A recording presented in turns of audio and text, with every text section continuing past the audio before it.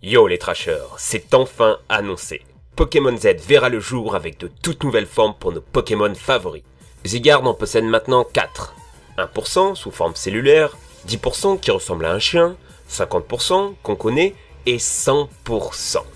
Il devient alors un colosse de près de 5 mètres de haut pour 610 kg de type dragon, roche et dieu de l'ordre.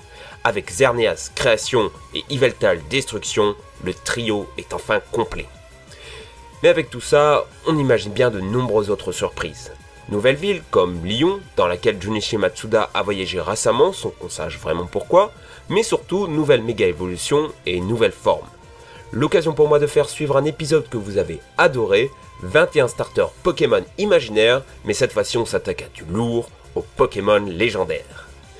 On commencera par de nouvelles formes de Pokémon existants et que vous adorez tous, Mewtwo, Arceus, Giratina et Regigigas.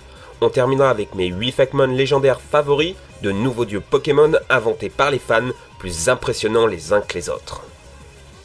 Accrochez-vous les amis, c'est parti pour mon top 15 des Pokémon légendaires imaginaires.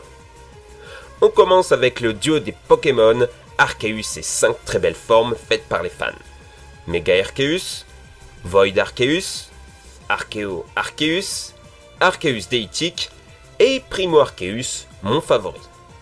On enchaîne avec ses 3 fils, Dialga et Palkia, forme Void, qui une fois réunis permet de faire surgir des dimensions la forme ultime de Giratina, celle qui regroupe toutes ses formes dans les différents univers, Primo Giratina. Une des mes formes favorites de ce classement. Toujours génération Diamant Perle, Mega Regigigas, Primo Regigigas et Regigigas forme totem, accompagné des formes cœur des 3 régis qui lui permet de switcher entre les types et faire très mal. On arrive au seigneur de cette vidéo, Mewtwo et ses nouvelles formes créées par les fans. On a longtemps cru qu'il existerait un Mewtri, la 3e forme de Mew en somme, mais c'est finalement 2 méga évolutions qui ont vu le jour dans Pokémon X et Pokémon Y. Les fans n'en restent pas là et ont proposé de nombreux designs. J'en ai sélectionné 10 parmi mes favoris, 10 méga Mewtwo potentiels. Voici mon numéro 10, 9, 8, 7, 6, 5, 4, 3, 2, et ma favori, la numéro 1, un Mewtri à l'énergie psychique si puissante qu'elle s'échappe sous forme de plasma de son corps. Ultime. On a fait le tour des créations de fans les plus intéressantes pour les Pokémon existants, et on en arrive aux plus excitants, aux créations de nouveaux Pokémon. Et oui, il y a encore pas mal de place dans la cosmogonie Pokémon pour accueillir de nouveaux dieux, et c'est justement ce qu'on va faire, découvrir 8 Fakemon surpuissants à l'origine du monde. On commence avec Quetzar, de type Dragon Roche, le légendaire du Fangame Pokémon Sage, un Pokémon naviguant à travers l'univers et vénéré sur Terre comme créateur.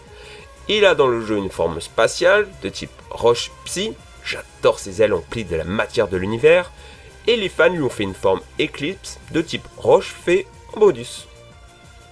En 2, Chikainu, de type Spectre Roche, il protège les temples sacrés des esprits maléfiques. Il a une nature fière et ne tourne jamais le dos à l'adversaire. Très beau style graphique sous forme d'estampes. Ça me rappelle le jeu Okami. En 3, Orugo, un Pokémon fée légendaire de type normal fée. D'abord sculpté par les hommes, Arceus la trouva si belle qu'il décida de lui donner vie et d'en faire sa fille. Rien que ça, il a vraiment la classe. En 4, en 5 et en 6, Deliakoros et Atastros, deux légendaires rivaux. L'un dieu du monde spirituel, l'autre du monde physique, l'un apporte sérénité, l'autre anarchie. C'est de leur combat que jaillit l'univers tel qu'on le connaît. Pour compléter le trio, Follens de type Fée Psy, il navigue à travers l'univers en nageant dans ses flux d'énergie. On dit qu'à son passage, les soleils s'allument et la vie jaillit des planètes. Enfin, en 8 et 9, Atlantar de type Spectre Ténèbres, il est le dieu de la mort et des enfers, il guide les âmes des hommes et des Pokémon dans l'au-delà, choisissant pour eux la douleur ou le repos éternel. Sa carrure vaudou imposante et démoniaque en font un Pokémon déitique absolument génial. Son duo est Kaiser, acier fée. Dieu de la vie et du jugement, il guide les âmes des hommes et des Pokémon les plus héroïques dans un univers où la vie est éternellement douce. Les humains qui dans les temps anciens l'ont aperçu ont été guéris de toutes leurs maladies. Et voilà les amis, c'est la fin de cet épisode sur 15 Pokémon légendaires créés par les fans. J'espère que ça vous plaît toujours autant de découvrir de nouvelles bestioles de l'imaginaire des fans. N'hésitez pas à mettre un petit pouce bleu histoire que je vois s'il faut continuer ou non. Merci de m'avoir suivi.